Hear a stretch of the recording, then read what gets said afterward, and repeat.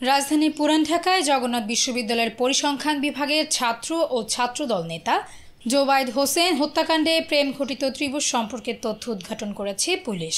ডিএমপির অতিরিক্ত commissioner SM. Nazrul Islam জানান, জোবায়েদের প্রেমিকা ও ছাত্রী শাবনাম বর্ষার পরিকল্পনায় তার প্রথম প্রেমিক মাহির রহমান হত্যাকাণ্ডটি ঘটায়। পুলিশ জানায়, বর্ষা একই সঙ্গে জোবায়েদ ও মাহিরের সঙ্গে প্রেমের সম্পর্কে জড়িত ছিলেন।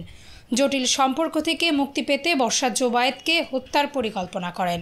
19 অক্টোবর মাহির ও তার বন্ধু ফারদিন আহমেদ আইলান ছুরি নিয়ে বর্ষার বাসায় গিয়ে জোবায়েদকে ডেকে আনে বর্ষা।